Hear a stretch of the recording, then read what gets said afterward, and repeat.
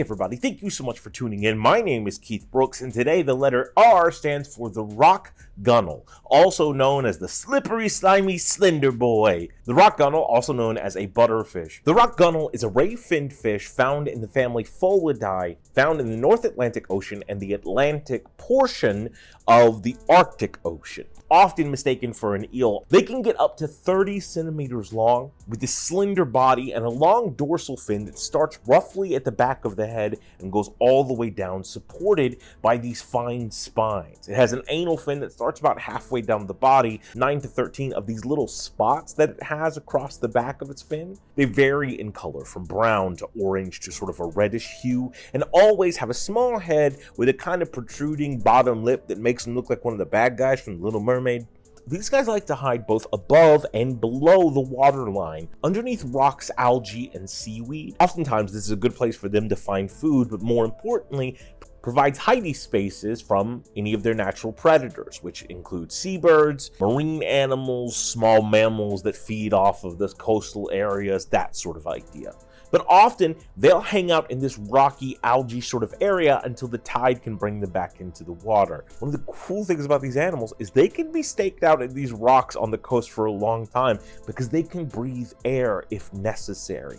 Everything everyone told you about fish was a fucking lie. They can take over this planet anytime they deem it necessary. Their diet consists of mollusks, insects, and often fish roe, which are also just fish eggs. And they're active in that intertidal area where the coast and the water meet throughout the vast majority of the year, except for in winter, where they will recede back into the water to lower depths, probably most likely to avoid freezing temperatures. When it comes to breeding, they tend to breed from November to early January. And what happens is the female will lay eggs on the seabed, normally anywhere from 80 to 200 eggs at once. The male will wrap themselves around the clutch of eggs, providing it warmth and protection until they hatch. When out of the water, its slimy texture prevents it from drying out, because this enables them to still maintain some moisture even when out of the water. They technically constitute as bottom feeders, even though they often feed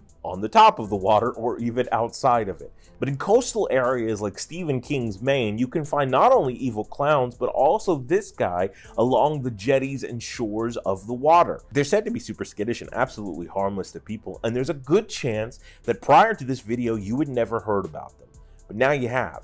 Isn't your life a little bit better knowing this pretty little guy exists? Thank you so much for tuning in. Day 21 of 100 Days of the Animal Kingdom. Hi everybody, thank you so much for joining. My name is Keith Brooks, and today the letter S stands for the scorpion, also known as the get over here. Scorpions are arachnids belonging to the family Scorpionus. Because they're arachnids, they have 8 legs, 4 on each side, 2 additional appendages that have little pinchers on them, and a segmented tail, often carried in an arc form that has a stinger on the end of it. Now, not all scorpions have venom, and not all scorpions have venom potential enough to kill people. There are roughly 2,500 species of scorpion, and out of that, only about 25 have venom that could be lethal to people. Primarily inhabiting deserts, they are actually extremely well-adapted animals and have found themselves all over the world in every continent except for Antarctica, because that would be fucking terrifying if they were there. Ice scorpions, get the fuck out of here. Predatory animals, scorpions often feed on smaller insects, but depending on the size of the scorpion, some of them actually feed on vertebrates as well, including small mammals and reptiles. It's believed that the scorpion dates back over 475 million years, making it one of the oldest animals on Earth. And a lot of scientists actually believe that this is the animal that first transitioned from water to land. Scorpions are viviparous creatures, which means they give live birth, and that's every species of scorpion that we've ever found.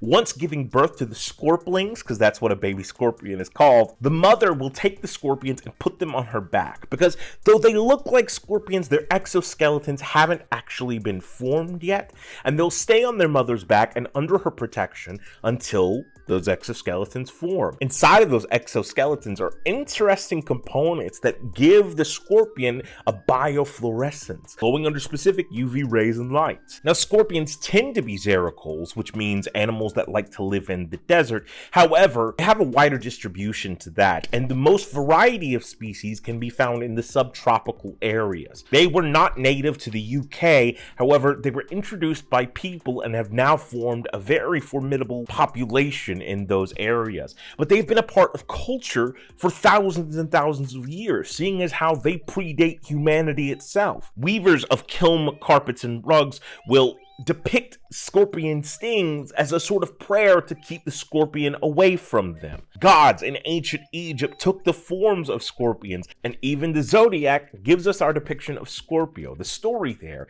is that Orion, the great hunter, had committed that he was going to kill every animal on Earth. The gods didn't want this to happen, so they created a giant scorpion, Scorpio, and sent him after the ballsy hunter. These two rivals would forever on battle it out in the stars. The smallest scorpion is about 8.5 millimeters, and the largest scorpion, the giant forest scorpion, is 9 inches long. Now, scorpions love to hide, so though they're occupying many different regions, they're always going to look for a space that they can shield themselves, because they're sit and wait predators. So whether that be intertidal areas where they can hide behind rocks, sand, caves, inside of trees, they're trying to find the nooks and crannies where they can deposit themselves. The claws of a scorpion are called the chellae, and it's made of one immovable part and a movable pincher part, right? This, as opposed to the stinger, is actually the animal's primary defense. It takes a lot of metabolism and energy for them to create their venom, so if they have venom, they use it sparingly, though some scorpions have the ability to spray their venom into the eyes of their victims. But an interesting ratio thing is the bigger the pinchers of a scorpion, the less potent the venom is. Now, the amount of eyes that a scorpion has kind of varies. All scorpions will have 2 eyes on top, but then they'll have varying pairs of either 2 pairs of eyes or 5 pairs of eyes around the rest of the head of their body. Now, these eyes aren't exactly spectacular, but they do have an incredible ability to pick up on low light, enabling them to hunt from the light cast by the stars. In addition to that, the fluorescence in their exoskeleton, most scientists believe, actually contributes to letting them see more light and generate it themselves. Scorpions love to dig. Burrowing and making hidey holes is one of their favorite things to do because, again, it helps them in their hunting practices. And often, if a scorpion doesn't dig its own hole, it will find another animal's hole and just sort of move in. That sounded dirty. The vast majority of scorpions will live alone. Interestingly enough, the bark scorpion is known to congregate in numbers, and it tends to be that scorpions will live together as families, often being that the male and female scorpion that are having offspring will live with the female scorpion's family. It's been found that scorpions have a resistance to ionized radiation. This was found out in the 1960s from nuclear tests in Algeria, where the scorpions were the only thing that survived, which is fucking scary. I don't want to fuck with a radioactive scorpion. But these animals are often prey to other creatures like the meerkat or the grasshopper mouse, who are immune to the scorpion's venom. But along that same track, most scorpion venom is targeted, meaning that it develops in specific peptides and chemical compounds that target the specific prey they hunt in that area. Scorpions are a perfect example of how evolution helps a species maintain its dominance within a specific region. Now, we often think about scorpions as very confrontational animals, but they will often do everything they can to avoid a fight. A lot of scorpions will stridulate, which is like what grasshoppers do or locusts do when they rub their legs together to make a noise. Scorpions will do the same thing with their claws to sort of like, hey, motherfucker, you don't want to fuck with me, but it's to scare the other animal away. And scorpions are one of the only known animals in existence to actively commit suicide. Mostly found in the bark scorpions yet again, when they are cornered and do not think they can win a fight, instead of losing that fight and becoming prey to an animal, they will instead stab themselves. The venom not being effective, but the thrusts of their stinger being the thing that actually eliminates them. Some scorpions, as opposed to fight, can detach their tail, much like lizards. However, the scorpion's tail does not grow back. It leaves the scorpion defenseless, unable to sting, and also unable to defecate. But scorpions can still last this way for up to 8 months. The vast majority of scorpions can live for a year without eating or drinking anything. The vast majority of scorpions mate, but it is believed that some scorpions have parthenogenesis, which we've already discussed before. It's like immaculate conception, being able to produce a child all by yourself. But the mating ritual of the scorpion is perhaps one of the most interesting. They do something called the promenade à deux, a dance for two, where the scorpions will take hold of each other's pinchers and they'll fucking dance. This dance can last for minutes or for hours, but they're just shuffling back and forth, checking each other's groove. And in this, other things will happen. They'll kiss. Literally, these fuckers kiss, or they do something called the abreuvoir, which is where they sort of like lift their tails into like a tree yoga position. And they'll also give each other sexual stings, just piercing each other ever so slightly. The touch of the venom, which again is not lethal to the scorpion itself, but it is sort of like a little high that they get while they're trying to mate. The male scorpion will then dump its sperm sac onto the ground or a rock and turn the female over it. As it impregnates the female, it leaves behind a mating plug, preventing the female scorpion from mating with any other males until the offspring is born. The brood of scorpions, depending on species, can be anywhere from 3 to 100. And unlike other arachnids, the scorpion mother is dedicated to these young scorpions for an extended period of time. Even some scorpion breeds, like we discussed earlier, will form a family with their scorpions, still living with the young for long periods. The age range of scorpions really varies on species, and a lot of them we don't even know. It's believed that the average lifespan of a scorpion is roughly 25 years. Every single year, there are 1.5 million envenomations from scorpions, meaning stings. Roughly 2,600 human deaths occur every year from scorpion stings. But the venom, having such interesting combinations of toxins, has in recent years been used to try and develop medicines. There are efforts to take the venom of the death stalker scorpion and use it as a medication for specific types of brain cancer. And many people have scorpions as pets.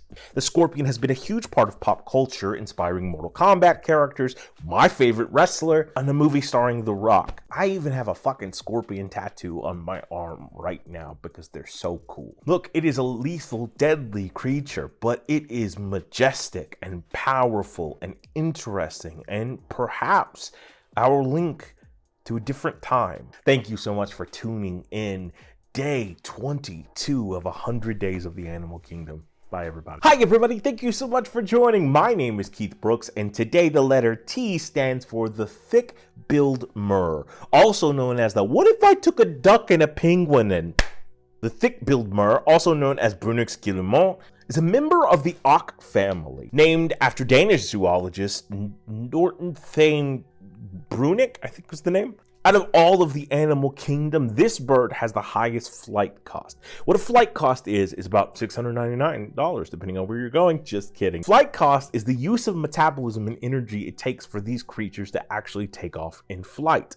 These guys have short wingspan. The biggest of the auk family, they're generally about 19 inches long with a 32-inch wingspan and about 55 grams. But because of that short wingspan, it takes a lot of energy to actually get up in the air. But that small wingspan aids them because they have very direct flight.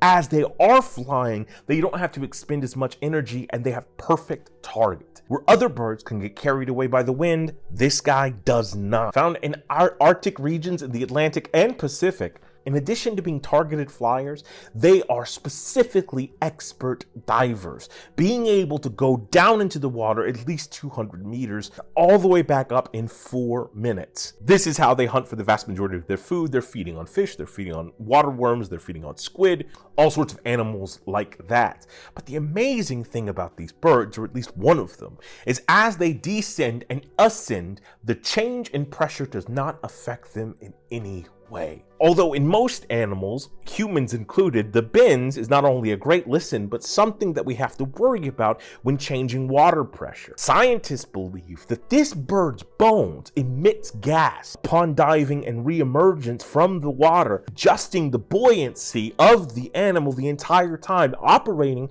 similar to a swimming bladder in fish, with beautiful black plumage that often has like a white spot on the wing or the underwing. When the birds are young, they will have a white underside of their face and white neck, but as they mature, that turns all black. So a lot of birds will have either a white streak on their eye or a white streak on their bill, or neither, but never both. And it's believed that this helps the animals distinguish each other. Oh, Jeffrey? Yeah, he's got the fucking Sub-Zero thing from Mortal Kombat 3 on his eye. Yeah, I know who Jeffrey is. They spend most of their life at sea in the polar and subpolar regions of the northern hemisphere. That is, until it's time to breed. When it is time to breed, they will move into rocky cliffs where they will form breeding colonies of potentially millions of birds. However, despite that, they only actually require a small space and are known to have the smallest breeding region of any animal, using only 1 square foot per mating couple. Couples will only have 1 egg a year and will trade partners almost every single year. It's said that more experienced breeders will have better locations within the breeding colony,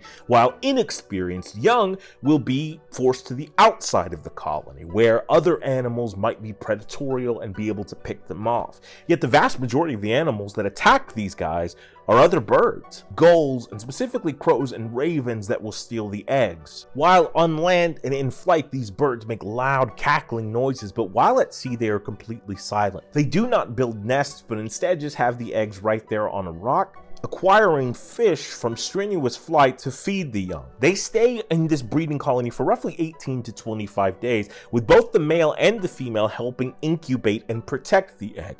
But once the baby is hatched, it waits until night, coming to the edge of the cliff, still unable to fly, but it spreads its wings and glides down to the water, the male of this species right beside it the entire time. And for the next few weeks, the male will look after the young. The female, just like, I think she goes to bingo. I don't really know what she does. Though they look like penguins, they're actually closer related to something like a puffin, and they're just absolutely beautiful little guys who I'd never heard of. They look so distinguished, don't you think? Let's give a round of applause for this beautiful bird. Yay, beautiful bird. Thank you so much for joining day 23 of 100 Days of the Animal Kingdom. Bye, everybody.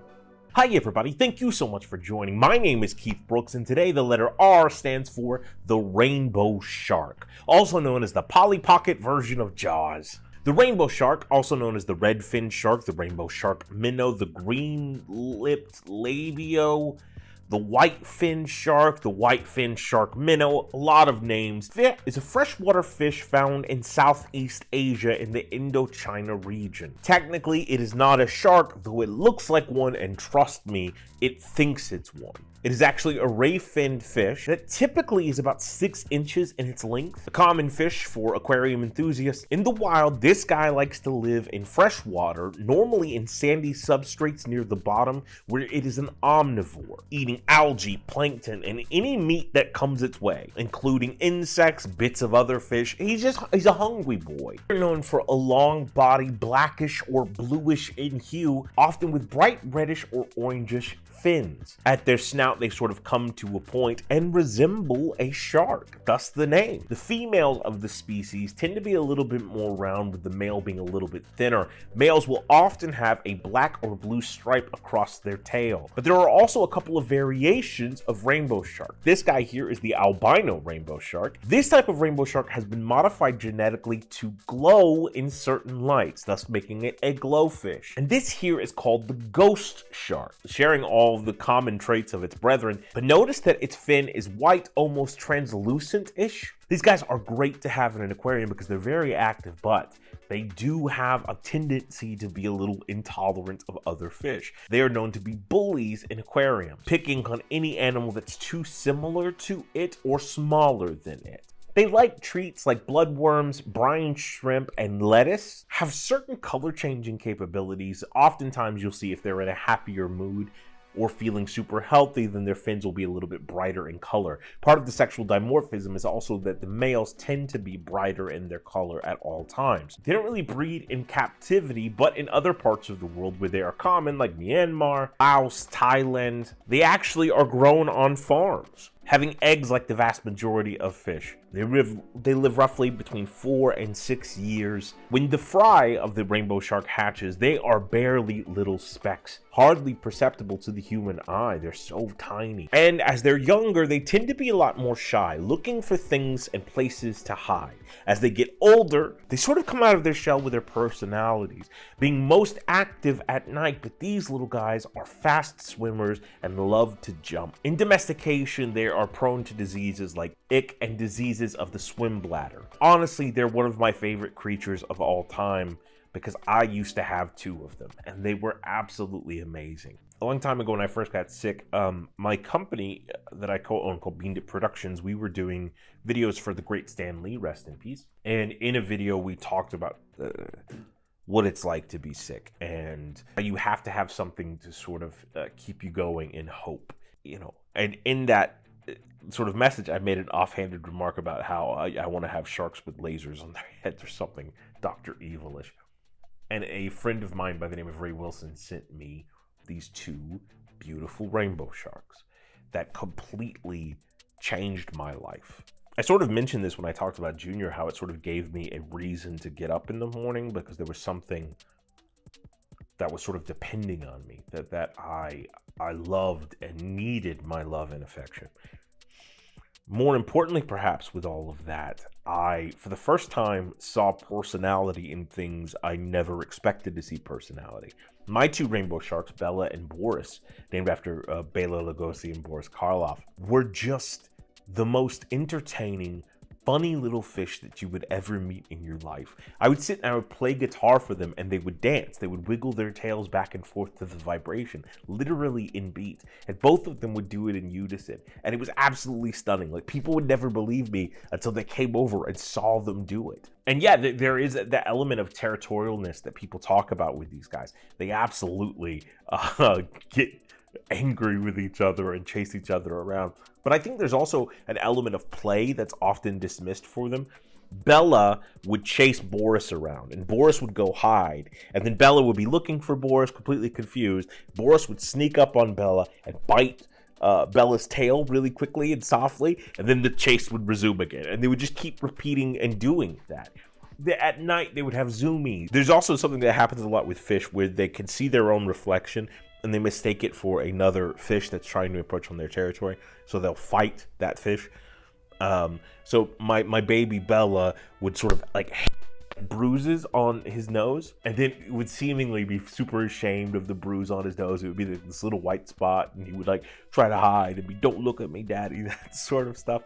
Anytime I put something new in the aquarium, you would see how they would behave, because they would be confused about what it is, and their only way of understanding it would be to run into it and then back up and see how it reacted. And it was so cute and wonderful to watch their minds at work. And at times they could also be little sadistic little guys. I would often get ghost shrimp, and to acclimate these animals into the water, you keep them in the bag of the water they're in, but put it at the top of the tank and just let them get accustomed to that temperature. Let their water match that, all that sort of stuff. Bella and Boris would see these shrimp and would just fucking terrify them by the bottom of the water just swarming around them like they were real fucking sharks. A couple of years ago they passed, and I was beyond devastated. I was heartbroken.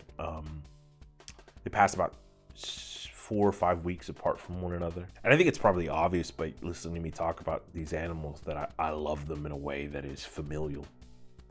And to lose these guys, it was excruciating. There's this Hawaiian word, kahu. Kahu kind of like means caretaker, a protector, a servant, a priest. It can mean a lot of things, but the idea that I always take from it is I am the temporary steward of this beautiful life form. Like, in my mind, I'm my dogs and my cats and my rabbit and the fish, I'm their dad, but It's more than that. I'm the one fortunate enough in this life to find the role of watching you grow. I have a nephew and a niece, and it was a wonderment to watch them mature into the amazing people that they are today. And that same sort of pride and love and endearment I feel for all of my pets. I feel for any animal that you get to see develop and find its way through the world and see its inner workings. And it feels like such a blessing. But everything comes with a cost. And so it's this cost that they're not here for long, but while they are here, what a wonderful honor it is to be able to be the one chosen to watch over them by fate, by the hands at work, or whatever it is. I know that probably sounds sort of ethereal and all that stuff, but I don't know. I think it's honestly how I feel about the world. We are given the opportunity to be the kahu of all of these amazing creatures. And we just have to live up to that responsibility and realize what a blessing and honor that truly is, even if they're gone too soon.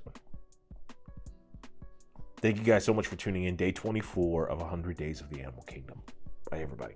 Hi, everybody. Thank you so much for joining. My name is Keith Brooks, and today the letter U stands for the Uganda clawed frog, also known as the amphibian wolverine. Hey, bub. The Ugandan clawed frog is a rare form of amphibian found in Uganda and maybe the Democratic Republic of Congo. Its habitat is freshwater. This frog lives exclusively in the water, coming out only for air. A member of a larger family called clawed frogs, and specifically African clawed frogs, it has unwebbed long fingers with 3 distinctive claws on its hind legs. This is a tongueless animal. There are anywhere from 6 to 15 different species of African clawed frogs. Some are considered subspecies by some people, some aren't. That sort of, dilemma. But because this animal doesn't have a tongue, it doesn't feed the same way that other frogs do. They eat mostly insects and crustaceans, and sometimes really tiny fish. But the way they do it is by hanging out in stagnant water until their prey comes near them. Then they use their hands to grab it and scoop it into its mouth. If it tries to fight back, it brings out the claws and kills the animal before digesting it. They're normally kind of dull in color and relatively flat, but that helps them blend in with their environment and keeps other insects and fish and predators from seeing them. This animal is a polyploid, meaning it has a different number of chromosomes than other animals might have. In fact, he has 12 pairs of chromosomes, but animals of this species are considered primitive in the way they breed, as instead of organized egg clutches and nests, they just scatter the eggs on the seabed or anywhere they can find it, with a mucus from the egg itself normally attaching it to aquatic vegetation. But an interesting thing that happens with this family, and one of their intriguing uses in history, was as a pregnancy test. Researchers found, and I don't fucking know how, that if you inject these frogs with the urine of a woman who is pregnant, it will cause them to instantly lay unfertilized eggs. If, by any chance, the water that they inhabit dries up, they have the ability to burrow deep into the mud and lie dormant for up to a year without any food or water. The African clawed frog was the first animal in history to be cloned in a laboratory. And all clawed frogs have an antibiotic that grows from their skin that naturally heals all of their wounds at an alarming rate. It's because of this reason that so many of them are studied for scientific purposes. This evolutionary trick to help accommodate is stunning, and some even argue miraculous. It is a self-healing frog comparable to everybody's favorite Canadian slicer. Now, their claws aren't actually claws, but just something called cornified tips, which is just like a calcium buildup. And the male of this species lacks vocal cords. The female of the species, along with that sexual dimorphia, is often larger. Just because the male technically shouldn't be able to talk doesn't mean it doesn't still try to holla at some ladies, creating a vibrative sound of rapping to acknowledge the female and get their attention. The females will either respond with a rapping sound of their own, produced by vocal cords or a slow ticking sound. But 9 times out of 10, the females don't respond at all, which I get that. These guys also have a lateral line system, which we discussed a little bit with fish, a system of sensory organs that help them determine changes in the water and the climate, or if anyone is approaching. As young tadpoles, they are exclusively filter feeders, but as they become adults, they are scavengers, willing to eat anything that comes their way and are truly omnivores. It's said that they have a voracious appetite and they'll bite into anything that comes anywhere nearby them. The males grow to about 2.5 inches, while the females grow to about 4 inches, each weighing anywhere from 7 to 9 ounces. These frogs live for up to 15 years. It takes roughly 6 weeks for them to go from the state of tadpole to adulthood. And during the breeding ritual, what will happen is the male will seize a hold of the female and they will mate in stagnant water, taking anywhere up to 4 hours for the mating process. So calm the fuck down there, Sting. You're making us all look bad. The female will have anywhere from 500 to 2,000 eggs in a single batch, but kind of throws them around haphazardly, and these frogs show no parental care whatsoever. From the moment these guys are eggs, they are completely on their own, which is sad. It's an interesting, weird little life cycle that these guys have. And again, we don't know much about the Ugandan clawed frog specifically, but clawed frogs in themselves are just a very interesting corner of the species spectrum.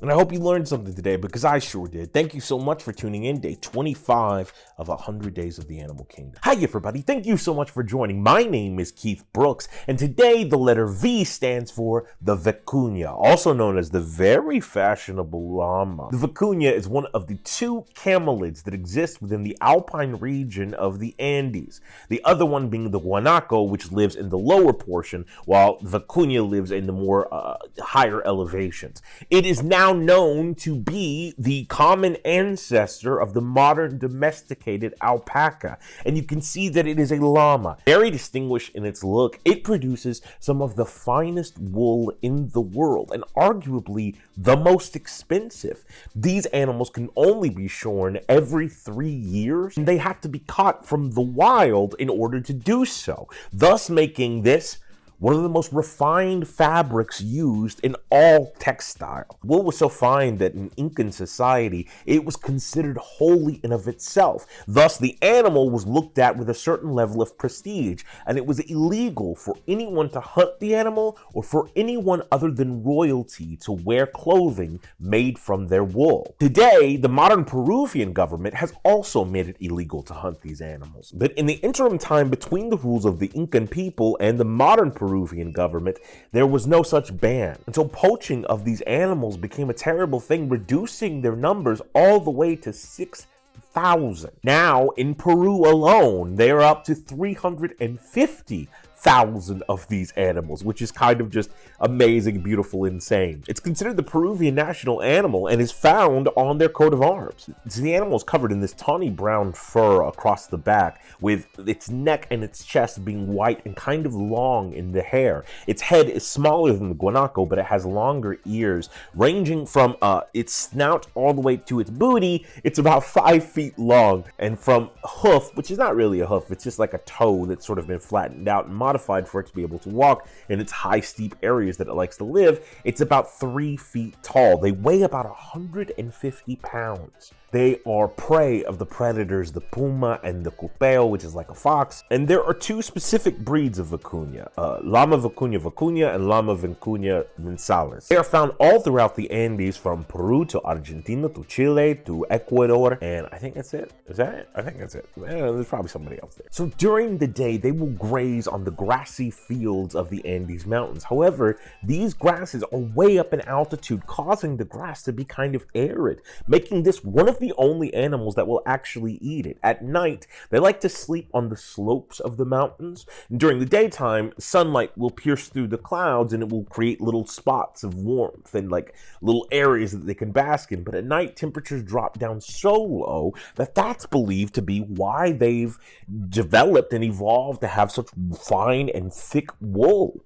Now, they tend to travel in familial groups, and every single one of those groups will be one male and maybe 5 to 15 different females, and then all of their offspring. Males, often if unmated, will form bachelor groups, which can consist of 75 different males of the species just looking around, like going to Dave and Buster's, going to Panama City, like all sorts of bachelor stuff. Unmated females will actually form their own sorority groups, and sometimes will be allowed to join one of these other primary groups that has one male who sort of serves as a protector if there ever is a danger. These animals are extremely shy. Think about how we associate deers and their reactions to a sound as they frolic off, right? That sort of thing. The same thing will happen here. However, the male will emit a warning sound to the rest of his herd. It's a high-pitched whistle noise that gets everyone to run away while he stays there to defend everyone else so the predator can't follow them. They also like to lick limestone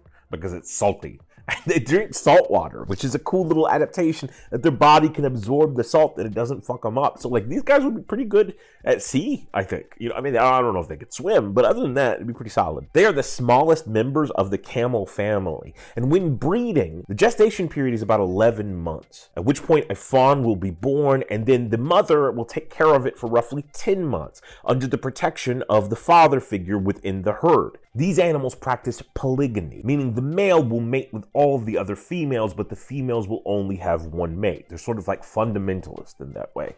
These animals live for up to 20 years, and their bottom teeth, much like a rodent's, will never stop growing. This makes them the only ungulate, meaning hoofed animal, that has that characteristic. When in a fight, the male vicuña will actually spit at its opponent, aiming for the eyes to kind of fuck them up. And then probably the cutest thing I've ever heard, the vicuña fawn, or also known as a cría, will often graze on the grass while it's laying down, because sometimes standing up and eating, you gotta pick one, mom. I think these guys are absolutely lovely, and I think you are too. Thank you so much for joining me. Day 26 of 100 Days of the Animal Kingdom. Bye, everybody. Hi, everybody. Thank you so much for joining. My name is Keith Brooks, and today the letter W stands for the water moccasin, also known as the wet and spicy nope rope. The water moccasin, also known as the cottonmouth or the trap jaw or the swamp moccasin, the swamp copperhead, a lot of different names for this guy, is a snake from the southeastern states of the United States of America with 3 specific subspecies: the eastern, the western, and the Floridian. On average, it is from 24 to 41 inches long, but the longest ever recorded is about 71 inches long, which is fucking terrifying. These animals get their common name, the cottonmouth, from when they open their mouth to reveal an all-white inside. Their mouth looks like it's full of cotton. They are venomous snakes that are distinct because they have a triangular, bulky head with a very thin neck, extending from that back into the body, which is characterized as a heavy body by scientists, but I find that offensive, with lots of different types of colorations, oftentimes darker in hue, brownish, greenish, that sort of vibe, and a lot of times different bands across the snake. Not like Metallica and shit, but like bands of color. But note that that is only present in young snakes. As these snakes mature and get older, their bands will start to fade away, leaving them all a more subdued tone in color. Also, young snakelets, which is the young snake, have a sulfuric yellow tail that they use, much like the Jiracasu,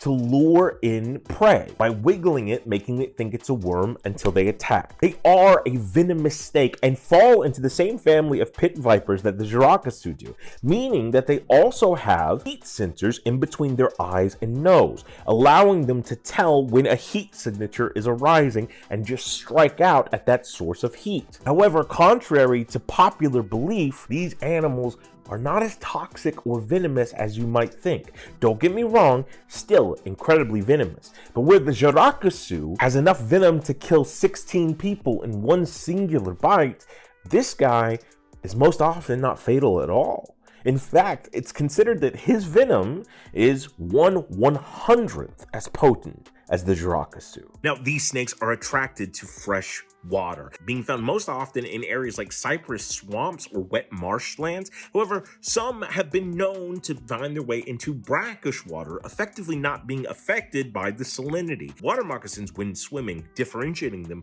from non-venomous water snakes, keep their head actually out of the water at a 45-degree angle while they swim.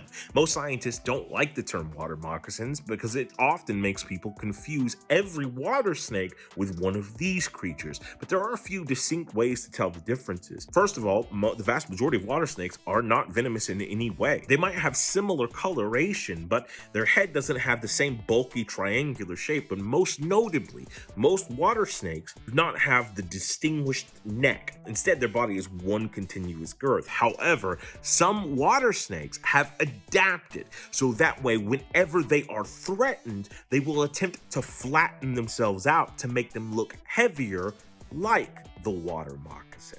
Water moccasins take advantage of drying up lakes and rivers, staying around that area and hunting on helpless fish and frogs that have been marooned by the lack of water. Water moccasins love slow moving water. If it's a rapid moving stream, you are less likely to find a cottonmouth in that area. They do, however, travel on land as well, often being found miles and miles from any stable source of water. And more importantly, and interestingly enough, there is a divide territorially amongst these snakes. We talked about the western, the eastern, and the Floridian. Mostly the western are found out in the Texas, Oklahoma, Arkansas sort of area, and the eastern in the Carolinas up into Virginia, the Floridian and some eastern in the southern part of Georgia into Florida. Those that live in the Carolinas and Virginia will often hibernate, while the other variations of the species will not, and can be found year-round. These animals, like most reptilians, love to bask in the sun, whether it be on rocks or on low-hanging branches. The water moccasin does not like to go high into trees, because it's scary. You know what I mean? That's way up there. The water moccasin practices both active foraging hunting and ambush hunting, which is the lie in wait sort of way, feeding on aquatic animals, amphibians, oftentimes other snakes, even of its same species, and small mammals depending on the snake size itself or the area that it is in. On the hottest days of whatever region it occupies, it tends to switch from a diurnal hunting pattern to a nocturnal hunting pattern. They tend to mate in the late spring, early summer as ovoviviparous animals, meaning a combination of egg/live birth, with the brood consisting of anywhere from 1 to 20 different snakelets, all about 30 centimeters long. But it's prior to the mating that we'll see the most conflict within the species, as males will fight other males for the right to breed with a female. Some males, however, if still young enough to have the yellow tip of their tail, will use that tail to lure the female away from the other males. Sort of a, look, I got something shiny, here's a Starbucks gift card sort of technique. Now let's talk about the aggressive nature of this animal and the fact that it's not real. Look, I know this may be sort of hard to believe because it does have a very potent bite and it will bite you, but it's not actively hunting humans by any means. And instead, this animal is considered a defensive aggressor, meaning it only attacks when it itself is threatened.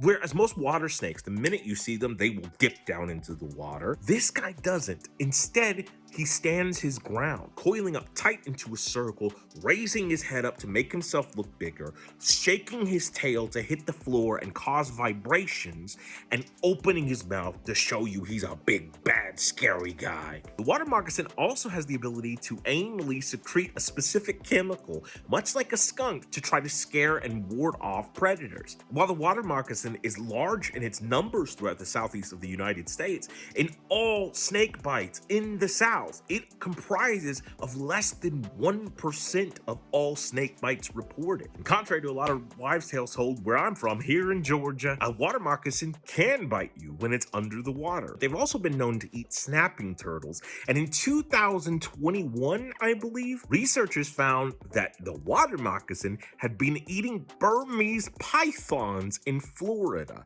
Burmese pythons are an invasive species to the area that are changing up the ecosystem. So there has literally been a plan put in place to get more Floridian water moccasins there to take out the python population. The War of the Snakes coming soon. In hibernating, this animal will actually make its own burrows or steal burrows that belong to other animals like crayfish. Whereas a lot of snake bites have the tendency to cause anaphylactic shock, this one does not. Instead, it promotes almost instantaneous necrosis of whatever the bite region is, meaning that skin, that flesh dies. There is a rampant available anti-venom, but if not treated, more often than not, those bites and those bite regions will have to be amputated. But the thing that supposedly is the worst about it is that the fangs have a specific angle to them, so that when put in and pulled out, it rips. Endangered in the state of Indiana, these animals live, we estimate, about 10 years in the wild, but in captivity, more around 24. They are preyed upon by alligators, birds, all sorts of creatures. But the mentality of kill all snakes upon sight is a St. Patrick's holdover? I don't really know. I understand it. There is a primitive nature of being terrified by something that has been demonized in our culture for so long. Yet I think one of the most challenging things maybe about occupying and coexisting in the world is to respect something else that's foreign to you's space. I don't want someone to come in and fuck up my place. I wouldn't want to come fuck up theirs.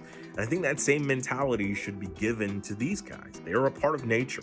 Whether they scare you or not, they're only doing what they were born to do. And they're kind of fucking pretty and cool. I don't know if they're an interesting animal. And I think you're an interesting animal too. Thank you so much for tuning in. Day 27 of 100 Days of the Animal Kingdom. Bye, everybody. Hi, everybody. Thank you so much for joining. My name is Keith Brooks, and today the letter X stands for the Cestus saber-toothed blenny, also known as the most ferocious wiggle butt you'll ever see. The Cestus saber-toothed blenny, also known as the Cestus fanged blenny or the bearded saber-toothed blenny, is a small creature found in the Indian and Pacific Ocean, mostly around coral reefs. Now, there's not a lot of information about this guy, but I can tell you what I did find out. A blenny is a small type of aquatic fish, and there's a lot of variety and diversity amongst that, but it's anybody that belongs to the family Blenioidae. This guy in particular gets to about 2.5 inches long, and like most of its relatives is found in a subtropical water. This one specifically in salt water. They have a tall dorsal fin, a little tough below their head, and of course, like the name indicates, sometimes very prominent saber teeth, generally on the bottom of the jaw. They generally lead a solitary life and like to hide in burrows, normally the sandy substrates around reefs or shallow lagoons. The juvenile or fry of the order hang out underneath the upside down jellyfish known as the Cassiopeia as it sort of drifts across the sandy substrate of the ocean floor. This allows them an extra form of protection, so they consider the jellyfish kind of like a bulletproof vest. The eggs and roe of the fish are actually connected to small debris on the bottom of the ocean through like a sticky filament. The female will initially have the eggs in empty mollusk shells before then transporting them to the bottom of debris and plants and adhering them with the sticky filament itself. Primarily solitary creatures, we don't know a lot about their mating, breeding, or maturity. These guys are part of a larger group called the comb-toothed blennies, named so because their teeth kind of look like combs, and that is the largest group of blennies in the world.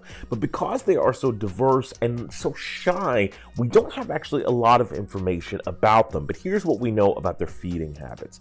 These guys like to eat algae, they love small crustaceans, they really tend to dig mucus a lot, and will eat fish scales. In fact, it's considered a predator. What will happen is it will hide in a burrow, and as a fish swims by, it'll dart out of its burrow and grab a bite of you and then retreat back to its burrow to hide, only feeding off of a small little nibble of a fish's fin or rotting scale or anything like that. Some have even been noted to pretend to be a cleaning fish, the type that normally gets bacteria or mucus off of another fish just to get close enough to sink a bite in like a vampire. This is the striped poison fang blenny mimic, a subspecies of our saber-toothed blenny.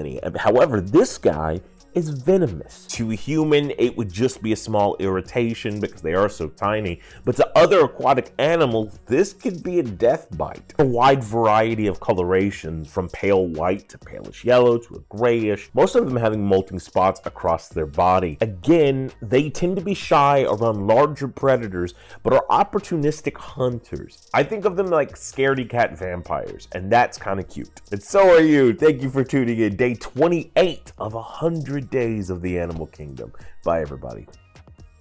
Hi, everybody. Thank you so much for joining. My name is Keith Brooks, and today the letter Y stands for the yellow jacket, also known as you went to Georgia Tech. That's a good school. Yellow jacket is the North American colloquial name for what is commonly referred to in the rest of the world as a wasp. But it's important to note that not all wasps are yellow jackets, but all yellow jackets are wasps. You might also hear a yellow jacket referred to as a meat bee, but it is not, in fact, a bee, and we'll sort of explain a little bit about that later. And not all yellow jackets are even yellow. Often they are defined by the yellow and black patterns, but sometimes those patterns are white and black. Sometimes they're green and black, and sometimes they even have a splash of red in there. There are tons of different species of yellow jacket, but amongst those species, you have three distinct roles in this social wasp's hierarchy. You have the queen, the worker, and the drone. The drones are exclusively male, while the queen and the workers are exclusively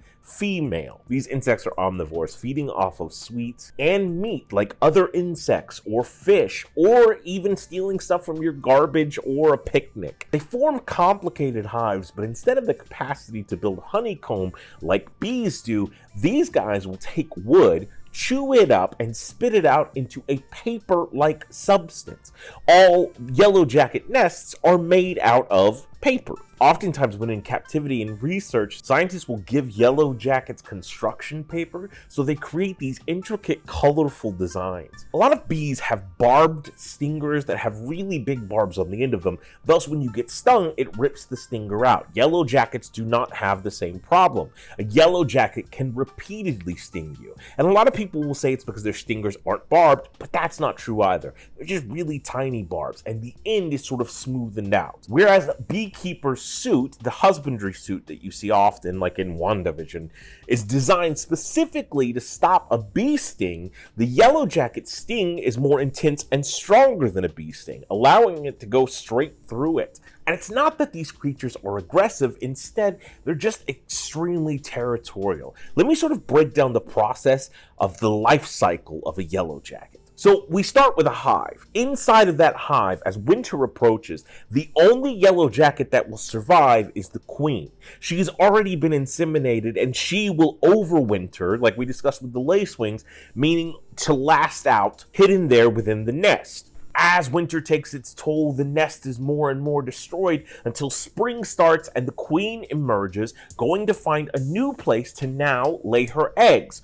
All of the eggs that she will have and the larvae that will now develop will be female. These will be the worker yellow jackets. They cannot sexually reproduce, and their entire job is to help her rebuild the nest. Now, since paper can't store food the same way that a honeycomb can, yellow jacket will often store its food inside of the larvae. The larvae then secreting a sweet liquid for the adult yellow jackets to consume. This is called trophallaxis, and it's the same sort of thing that happens with birds when they're exchanging food from mouth to mouth. Just insects do this a lot. Then after the nest has been sort of established, the queen will have more eggs, but only putting half of her DNA into it. These half DNA eggs will then develop into males, which will become the drone yellow jackets. Now, these drone yellow jackets are incapable of stinging, but are capable of inseminating the next generation's queen, who will now overwinter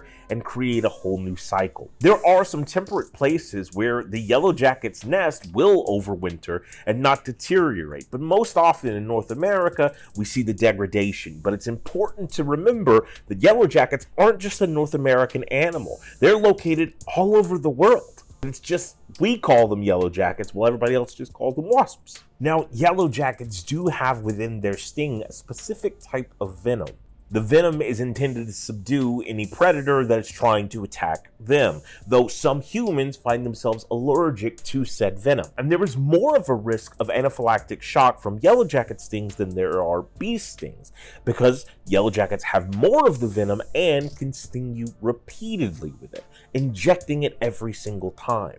Some animals have developed something called protective mimicry, which is when an animal evolves to look like another animal that other animals in the animal kingdom see as scary, so they will be left alone. So there's tons of different insects that have adapted to look like the yellow jacket just to stay safe. The European yellow jacket, the German wasp, and the common wasp were all originally native to Europe, but have since spread to South America, Africa, New Zealand, Australia, and North America.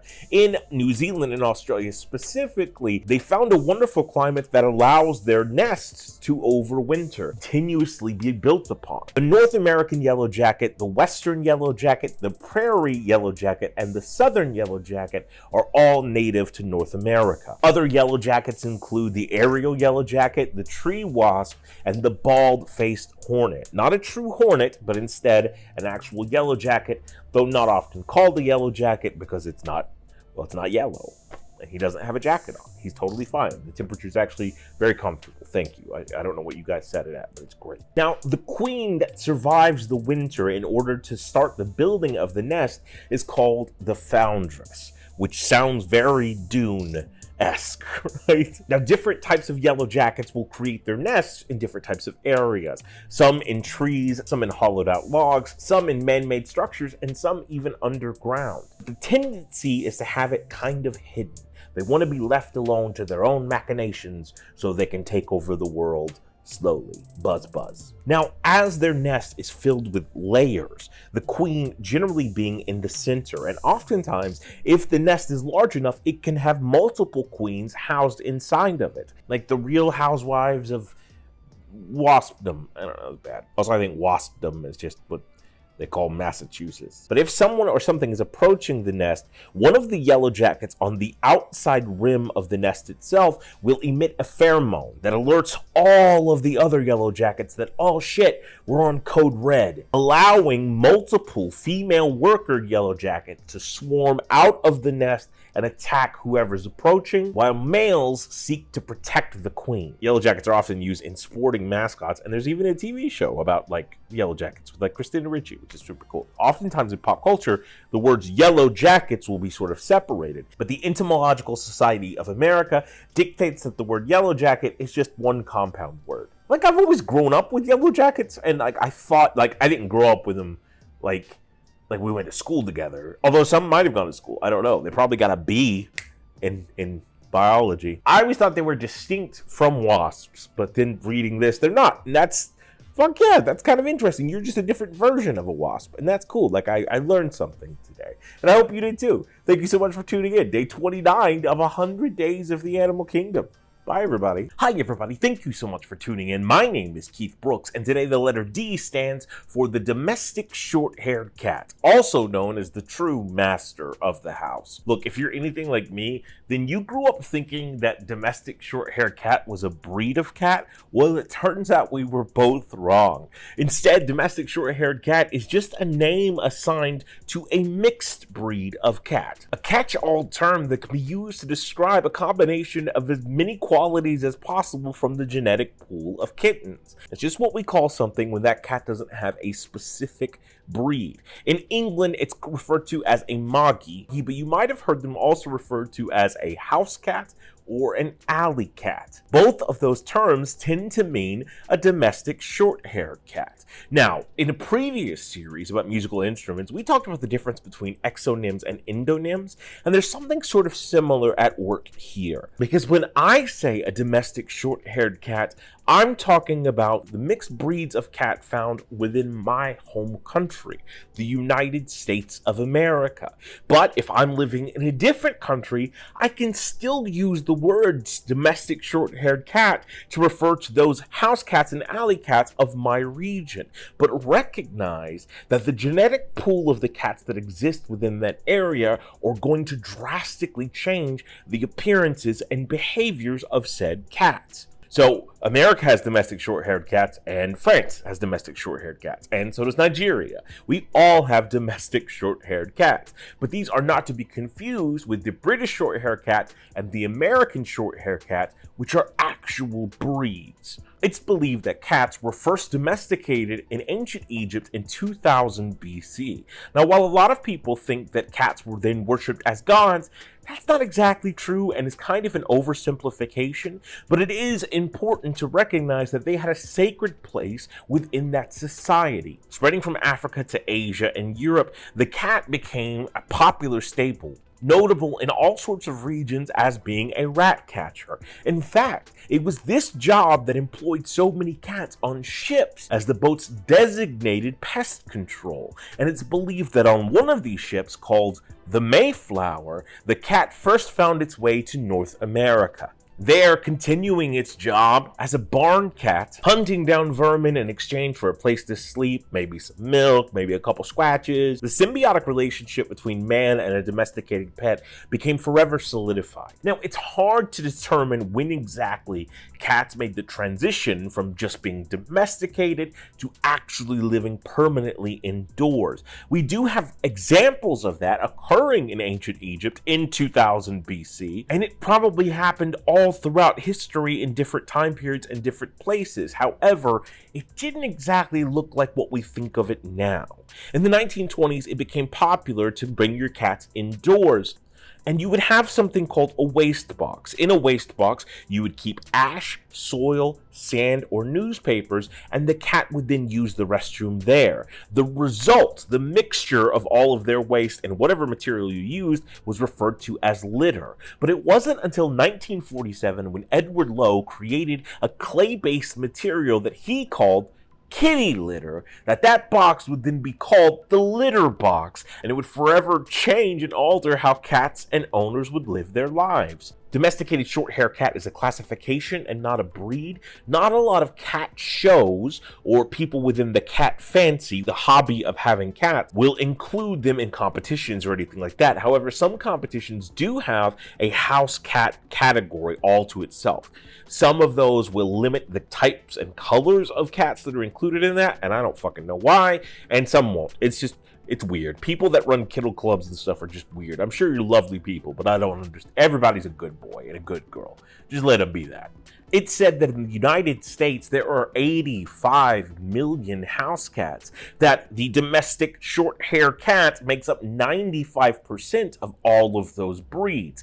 And internationally, across the world, the domestic short-hair cat constitutes 89% of all cats in existence. Now, because that genetic makeup is so diverse and can include any type of cat, it's sort of hard to give you specifics about what these guys are. They vary in color, in shape, in stature, in weight. Some can be 6 pounds, some can be 20 pounds. They can live anywhere from 6 years to 25 years because there's such a wide breadth and array of different qualities going into these cats. However, because they are not targeted with specific genetic breeding, the domestic short-hair cat tends to suffer from less genetic diseases. Remember, it's concentrated breeding that provides ample room for genetic diseases to develop and flourish. These guys, not being monitored that way with eugenics, are kind of free from that. That doesn't mean they still can't get sick, but it does sort of lead to their DNA and their genetics trying to get rid of specific mutations. Now, obviously, since this is a very common animal, I happen to have one. And now let's go live to Keith Brooks as he conducts an interview. Keith, are you there with a domestic short-haired cat? I'm here with Spooky, who is a kitty cat. Spooky, how are you? Spooky, you're a domestic short-haired cat. How does that feel?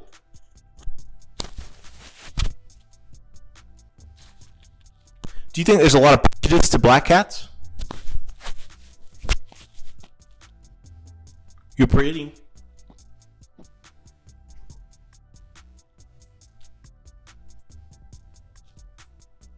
Is that the cat equivalent of no comment?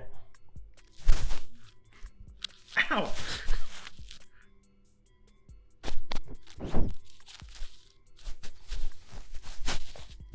Thanks, Keith, for that stunning interview. Spooky is one of my baby boys. He's my little panther.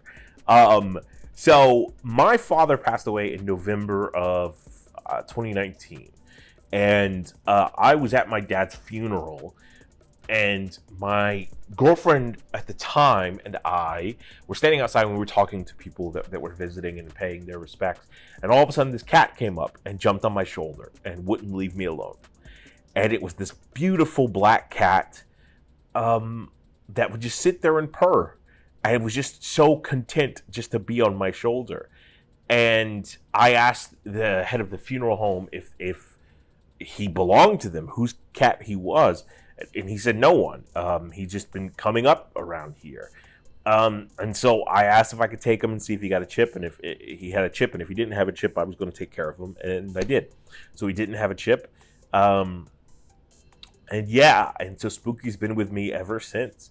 He's such a playful boy. He loves to wrestle. Like, that's his favorite thing. If you don't know him, it probably seems like he's a dick at all times, because he likes his answer to every problem is bite it and see what happens. Like, but he doesn't mean it in an insulting capacity. He's like, he doesn't mean it to be aggressive or mean in any way. He's just interested and he's playful. He's got like kitten energy at all times. He loves leaping off things onto you.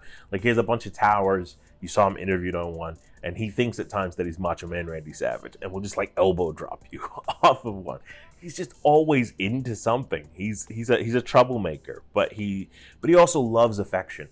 Because I have dogs and cats, the cats have their own sort of like room that they can be in, and there's like a baby gate to sort of separate so the dogs can't get in there.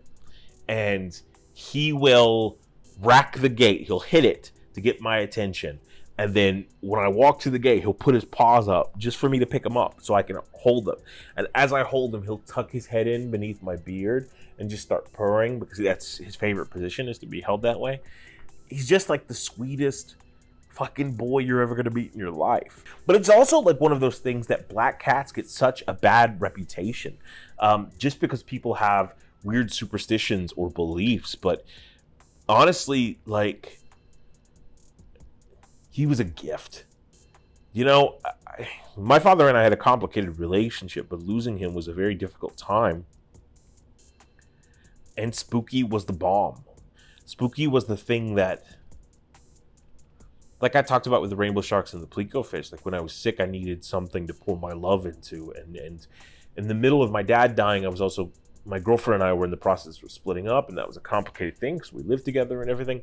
And I just felt I was losing everything, right? And I didn't have balance or my bearings about me. And then this beautiful, wild, crazy, strong-willed cat came into my world and just made things better. And that's the power of these animals. You know?